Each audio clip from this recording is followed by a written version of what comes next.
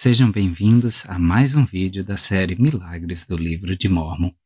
Hoje nós trataremos sobre 1 Nefe, capítulo 17, versículos 23 a 27, Mosias, capítulo 7, versículo 19, Alma, capítulo 36, versículo 28, e Elamã, capítulo 8, versículos 11 e 12.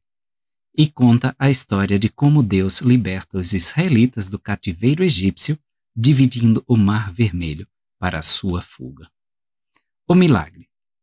Assim que chegaram ao litoral, Deus ordenou a Nefe que construíssem um navio, no qual ele e sua família pudessem viajar através do oceano até a terra prometida. Contudo, quando os irmãos de Nefe viram que ele estava tentando construir um navio, começaram a murmurar e a dizer: "Nosso irmão é um tolo, pois pensa que pode construir um navio. Sim, e ele também pensa que poderá atravessar essas grandes águas." 1 Nefe, capítulo 17, versículo 17. Nefe indicou que Lamã e Lemuel não apenas duvidavam de sua capacidade de construir o navio que o Senhor lhe ordenara que construísse, mas negaram enfaticamente que qualquer ordem desse tipo tivesse vindo de Deus para ele. 1 Nefe, capítulo 17, versículo 18. Quando os irmãos viram que sua zombaria causou tristeza a Nefe, eles se alegraram no coração e rejubilaram-se, dizendo: "Sabíamos que não poderias construir um navio, pois sabíamos que não tinhas juízo. Não podes, portanto, realizar uma obra tão grandiosa." 1 Nefe, capítulo 17, versículos 19 e 20. Nefe, talvez farto da falta de fé de seus irmãos, repreendeu-os e lembrou-lhes dos muitos milagres que Deus havia realizado na vida do povo do convênio. Entre outras coisas, ele lhes lembrou como o Senhor conduziu os filhos de Israel através do Mar Vermelho e os libertou das mãos dos seus captores por causa da sua fé nele. Êxodo, capítulo 14. Para Nefe, esse milagre do passado testificou da capacidade e disposição de Deus de realizar milagres nos dias do profeta. A respeito do milagre descrito por Nefe, lembre-se que depois de Jeová ter derramado uma série de pragas debilitantes e até fatais sobre o Egito, Faraó disse a Moisés que os israelitas não eram mais seus escravos e que poderiam deixar o Egito se assim o desejassem. No entanto, assim que começaram o êxodo, o faraó mudou de ideia, como havia acontecido tantas vezes antes. Ele começou a pensar na perda econômica que sua nação incorreria por não ter o trabalho escravo dos israelitas. E assim o faraó reuniu seus exércitos e perseguiu os israelitas. No processo de fuga, Israel viu-se de costas para o Mar Vermelho e com o exército do faraó aproximando-se rapidamente deles. Suas mortes pareciam garantidas. No entanto, quando pensaram que seriam destruídos, Jeová ordenou a Moisés que estendesse a mão e o cajado e abrisse o Mar Vermelho para que os israelitas pudessem passar em terra seca. E assim, os egípcios os seguiram até uma sepultura aquosa. O vento leste veio, o mar se abriu e a coluna de fogo que liderava os israelitas moveu-se para a retaguarda, separando-os dos egípcios e dando-lhes uma vantagem na travessia do Mar Vermelho.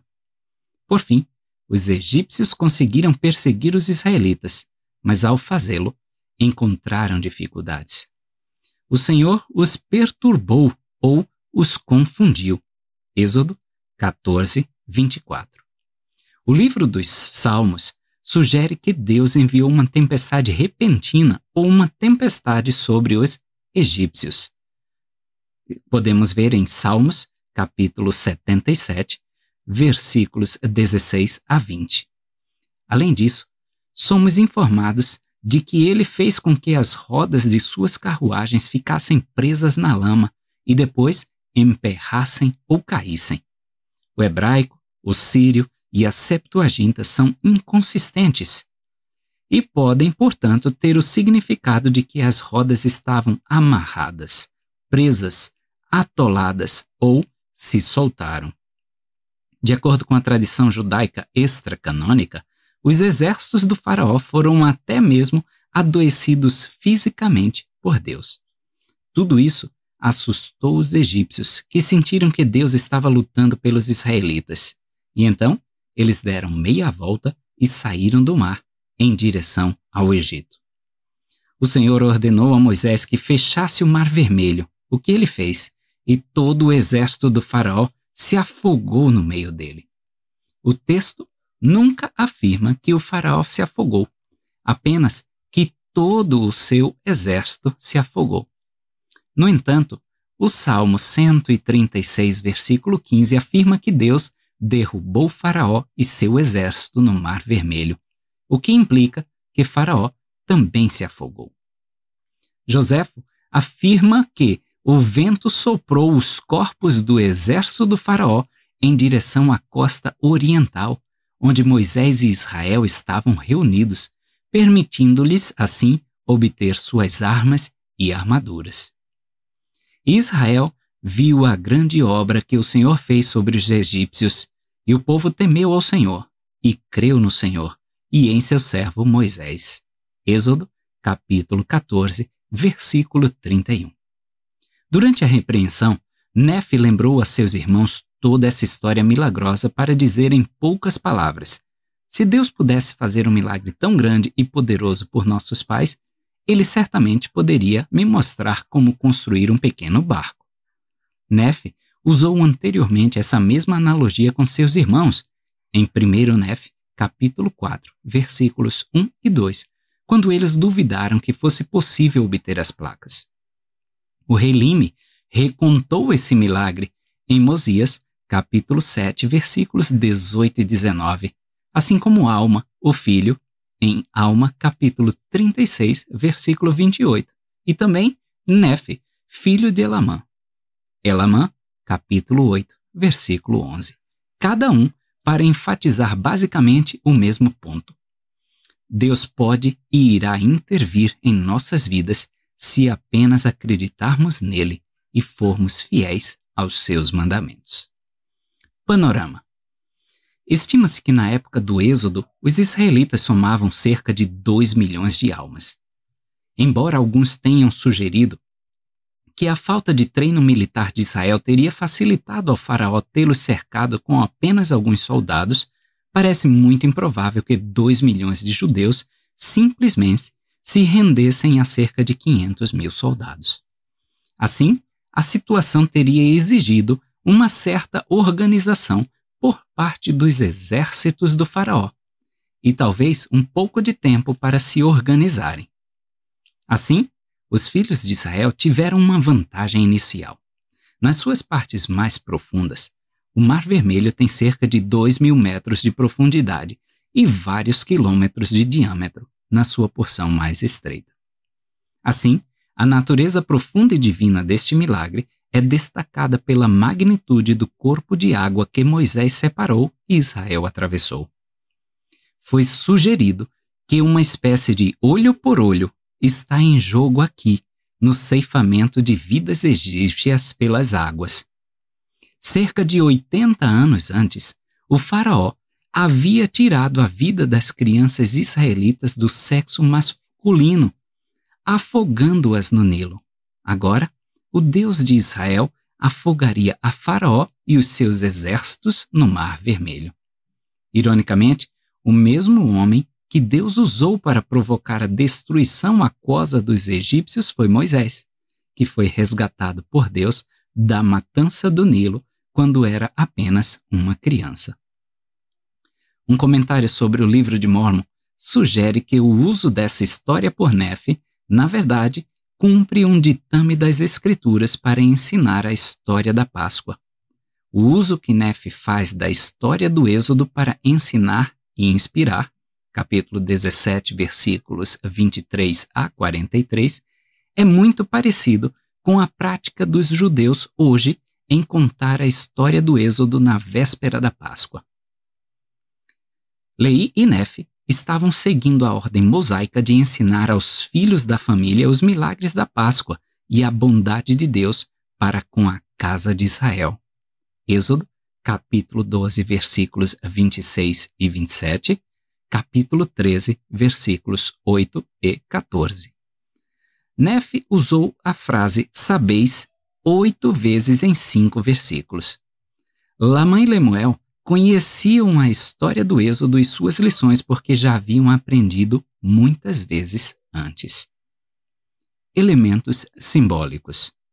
Simbolicamente falando, o mar tem vários significados diferentes, mas relacionados, que parecem aplicáveis aqui.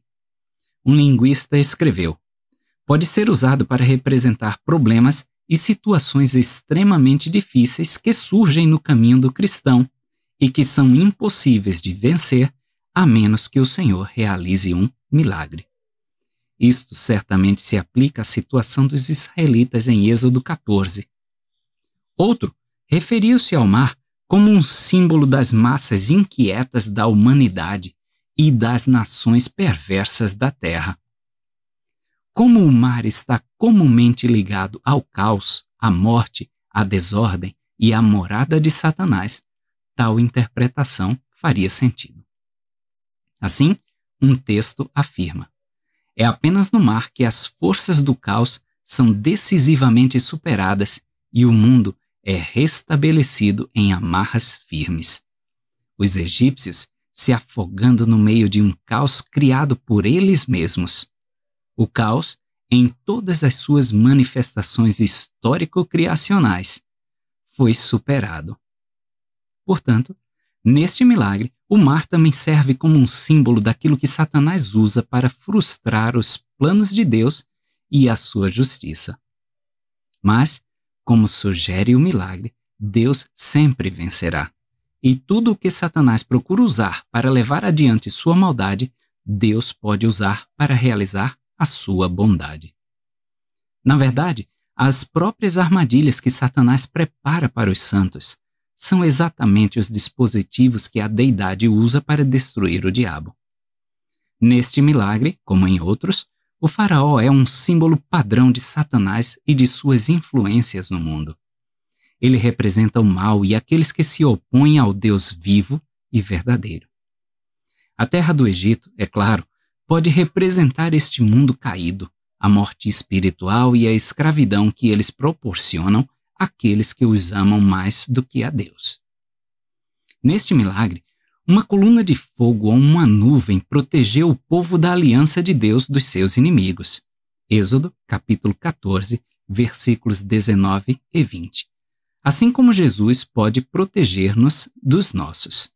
Assim, em Êxodo 14, 20, somos informados de que a coluna de fogo que representava a presença de Jeová era uma nuvem e escuridão para os egípcios, embora desse luz de noite aos israelitas. Sobre isso, um comentarista escreveu: o que era luz para Israel tornou-se trevas para os egípcios. Versículo 20. Daí, a dupla natureza da glória de Deus na salvação e no julgamento. Não poderia ter sido descrito de forma mais gráfica. O dia do retorno de Cristo é conhecido como o grande e terrível dia do Senhor. Malaquias, capítulo 4, versículo 5, terceiro Nef, 25, 5, Doutrina e Convênios, 110, 16, porque será grande para os justos e terrível para os ímpios.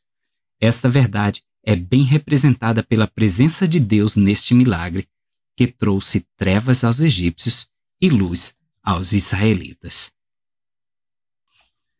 Ginsberg registra: para evitar que o inimigo infligisse danos aos israelitas, ele envolveu os egípcios em trevas profundas, tão impenetráveis que podiam ser sentidas. No entanto, os egípcios puderam ver que os israelitas estavam rodeados por uma luz brilhante, e quando tentaram lançar dardos e flechas contra eles, os projéteis foram apanhados pela nuvem, pairando entre os dois campos, e nenhum dano ocorreu a Israel. O cajado, ou bastão de Moisés é um símbolo comum de força, autoridade, poder do sacerdócio, julgamento e orientação divina. Moisés usou-o em nome de Israel para exercer cada um desses elementos contra Faraó, tal como Cristo usa em nosso favor e contra o adversário a sua força, autoridade, sacerdócio, revelação e julgamento. Conforme observado acima, antigamente o vento leste era uma representação comum da influência ou poder de Deus. Acreditava-se que as coisas que vinham do Oriente tinham sido enviadas por Deus ou que eram representativas de Deus. O coração do faraó não foi abrandado por esta praga em Êxodo, capítulo 10, versículo 20. Então Moisés foi instruído a enviar outra. Como observou um comentarista, os ventos são frequentemente descritos poeticamente na Bíblia como mensageiros quase personificados do Deus que os controla. Assim, falando simbolicamente, somos informados de que foi Deus quem dividiu o Mar Vermelho e não um vento aleatório ou fortuito. Embora não seja um símbolo padrão óbvio, a divisão das águas tem, na verdade, um significado bem estabelecido. Em toda a Bíblia hebraica, a frase, traduzida em inglês como fazer um convênio, seria traduzida mais literalmente como cortar um convênio. Antigamente não se faziam convênios, mas sim os cortavam. Assim, ao fazer um pacto nos tempos bíblicos, era comum pegar um animal e matá-lo de maneira ritualística e então dizer, muitas vezes enquanto segurava a mão da parte com quem se está fazendo o juramento ou pacto: se eu quebro minha aliança com você, que a mesma coisa que fizemos com este animal aconteça comigo. O conceito por trás do corte de um convênio era que as pessoas que faziam promessas seriam lembradas, ao firmarem um pacto, de que há bênçãos por manter um juramento, mas também há penalidades por quebrar um. Assim, em Siquém, Moisés dividiu Israel em 2 grupos, metade no Monte Ebal e a outra metade no Monte Gerizim, e passou entre eles enquanto os fazia recitar as bênçãos e maldições pelos convênios mantidos ou quebrados. Deuteronômio, do capítulo 27 ao capítulo 29, versículo 1. Outras referências simbólicas a este conceito são encontradas na história de Abraão, que cortou uma aliança com Deus. Gênesis, capítulo 15, versículos 5 a 18.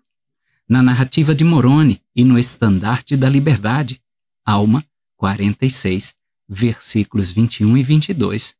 No ato ritual de Josué de dividir os sacerdotes em 2 grupos, Josué, capítulo 8, versículos 32 a 35, Deuteronômio 27, e assim por diante. Falando simbolicamente, ao cortar um pacto, um seria dividido em 2, assim como o animal usado para fazer o pacto foi cortado. Num sentido mais literal, a pessoa que fez o convênio sabia que perderia as bênçãos prometidas associadas ao convênio se essa pessoa não cumprisse sua parte do convênio. Numerosas vezes ao longo da Bíblia, este conceito de cortar uma aliança aparece em situações e ambientes que não parecem inerentemente pactualistas. É claro que neste milagre Moisés dividiu o Mar Vermelho e o povo passou entre as partes. Êxodo 14. Mais tarde, Josué dividiria o Rio Jordão e faria Israel passar por essas partes. Josué, capítulo 4, versículos 1 a 24.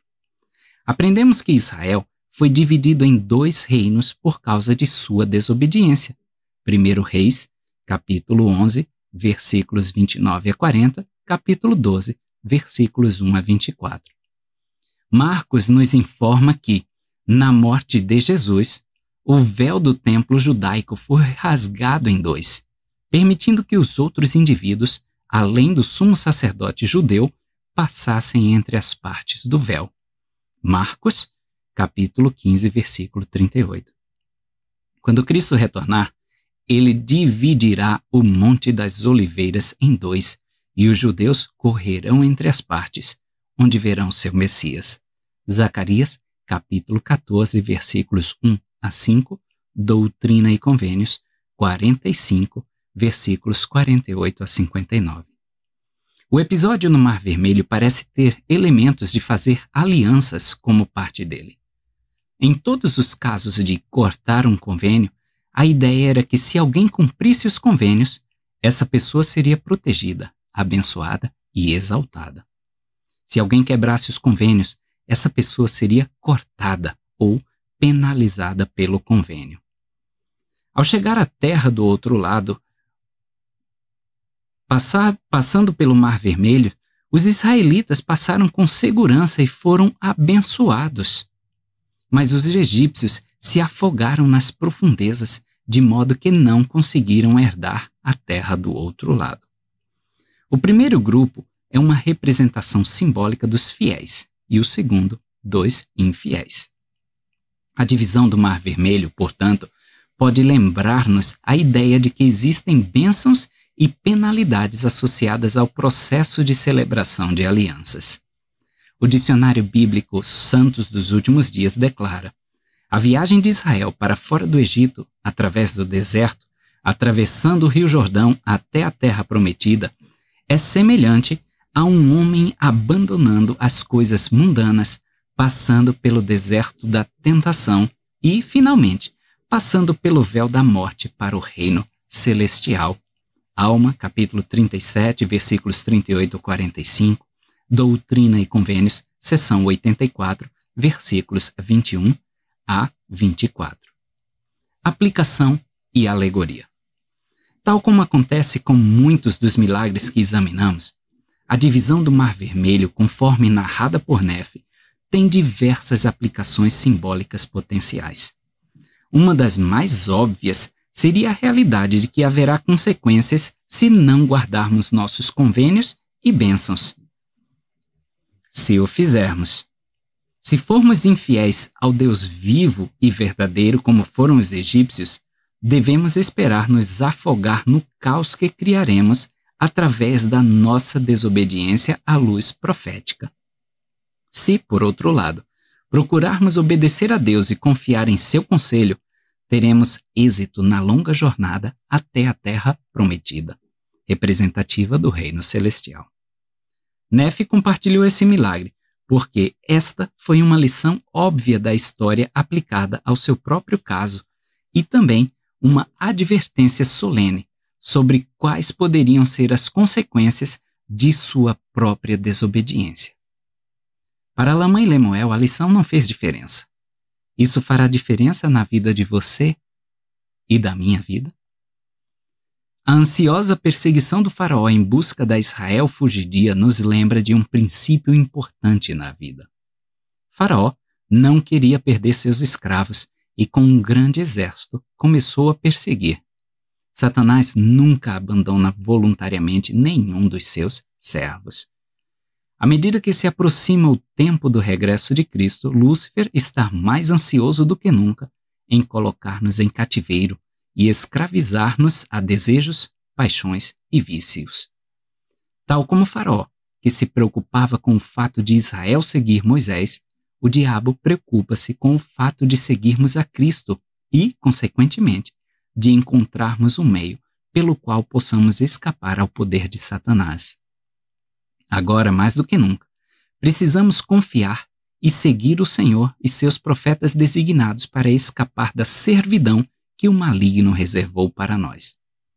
Apesar de todos os milagres que tinham visto, assim que as coisas pareciam estar correndo mal, Israel duvidou de Deus e repreendeu Moisés por ter arruinado as suas vidas. Êxodo, capítulo 14, versículos 10 a 20. Lamã e Lemuel não foram diferentes. Num piscar de olhos, eles se voltariam contra seu pai e irmão profeta e contra o Senhor, que havia se revelado a eles em tantos eventos milagrosos. Sobre este comportamento insosso, um comentarista escreveu: reconhecemo-nos repetidamente em Israel e, talvez, em Lamã e Lemuel também.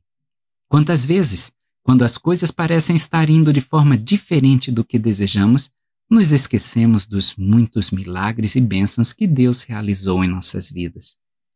Como humanos, duvidamos muito rapidamente e nos afastamos do Senhor. Ele ainda amava Israel, mesmo em sua desobediência, e ainda nos amará. Mas devemos estar sempre conscientes de tais atitudes infiéis e lutar para suprimi-las. Um comentário resume o episódio desta forma. Em sua resposta inspirada a seus irmãos, Nefe comparou a situação deles com a de seus antepassados durante o período de escravidão no Egito e subsequente peregrinação pelo deserto. Certamente era necessário fé para aceitar Moisés como profeta e segui-lo no deserto. Certamente houve pessoas no Egito que perguntaram como deveriam cruzar o Mar Vermelho. Outras perguntaram como encontrariam comida. E o que dizer de água e roupas? E que exército os protegeria caso o faraó viesse atrás deles? E o que dizer de seus outros inimigos no deserto tão ansiosos para atacar e saquear? Não poderiam inúmeras perguntas serem feitas pelos que duvidam? No entanto, Israel seguiu seu profeta e se seguiu milagre após milagre. O Senhor abriu o Mar Vermelho para que eles pudessem passar em terra seca. Ele destruiu o exército perseguidor do Egito, alimentou os israelitas com maná ou comida do céu e tirou água de uma rocha. Ele espalhou seus inimigos diante deles, conduzindo-os numa nuvem durante o dia e numa coluna de fogo durante a noite. Apesar de tudo, ainda havia aqueles que murmuravam e injuriavam contra Moisés e contra Deus. É mais fácil seguir um profeta vivo num dia do que no outro? Aqueles que murmuraram contra Moisés e seu Deus não murmurariam também contra Nefe e seu Deus? E o que acontece com os nossos dias? Não deveria haver perguntas sem resposta? Não deveria ser necessária fé para realizar aquilo que o Senhor nos pediu? E não esperaríamos que a Israel moderna tivesse entre os seus números aqueles que murmurariam contra os nossos profetas e nosso Deus? Como aplicação adicional, notamos que os israelitas se encontravam numa situação bastante desesperadora. Suas costas estavam voltadas para o Mar Vermelho, de modo que não tinham nenhum lugar para onde pudessem escapar. Seu arqui-inimigo estava prestes a atacá-los e eles duvidavam que sua libertação fosse possível. No entanto, Deus os salvou e da maneira mais milagrosa. Este milagre é uma prova do fato de que Deus promete àqueles que seguem os profetas um meio de escapar de provações, tentações e inimigos.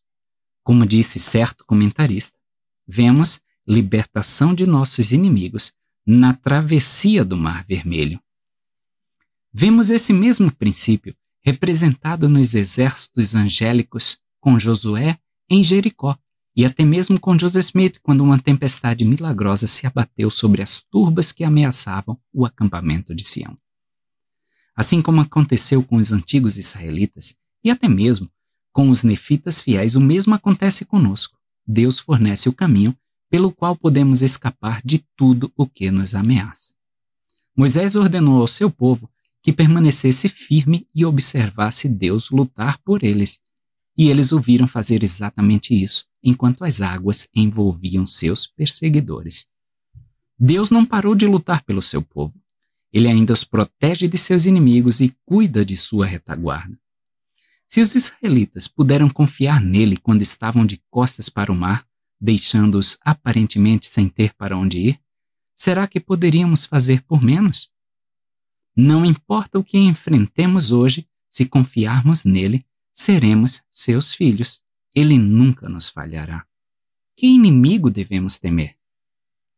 A libertação de Israel da escravidão egípcia por Deus tipificou a libertação de Cristo da sua igreja deste mundo caído, corrupto e escravizador. Moisés, no batismo do Mar Vermelho, sacudiu os poderes e principados do Egito, e Cristo, no batismo do Calvário, tornou possível uma libertação perfeita para uma raça presa ao pecado.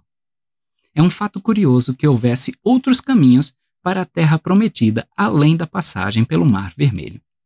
Na verdade, vários comentaristas salientaram que atravessar o Mar Vermelho era provavelmente o caminho mais difícil para chegar à Terra Prometida, mas foi aquele que o Senhor escolheu para Israel. A obtenção dos fins morais é mais importante do que a conveniência física.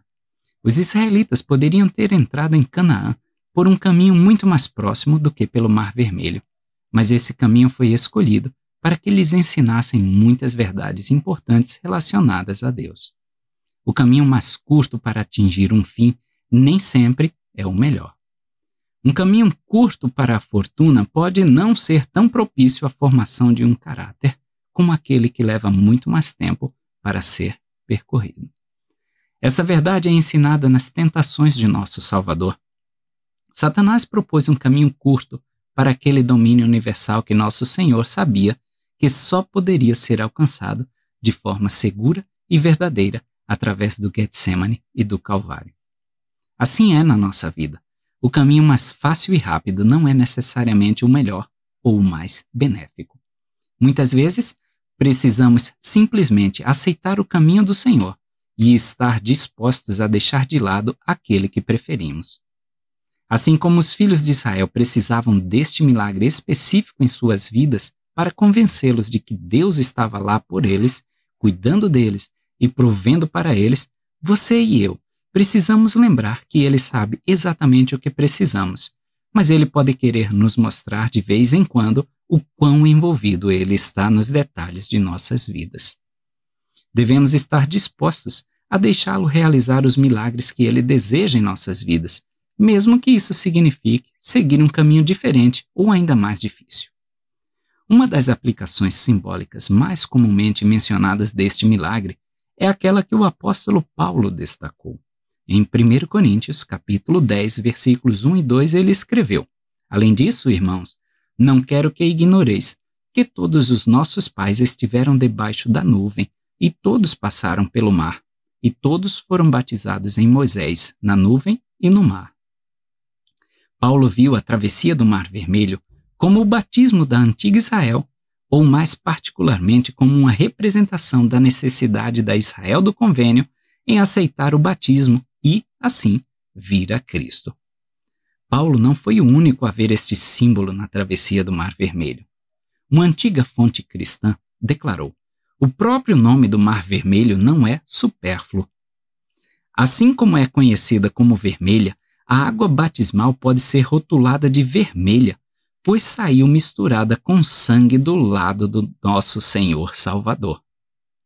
Em outro lugar, nós lemos: de acordo com a visão do inspirado Paulo, o povo, ao passar pelo Mar Vermelho, proclamou as boas novas da salvação pelas águas. Pois mesmo agora, sempre que o povo está na água da regeneração, fugindo do Egito, do peso do pecado, ele é libertado e salvo.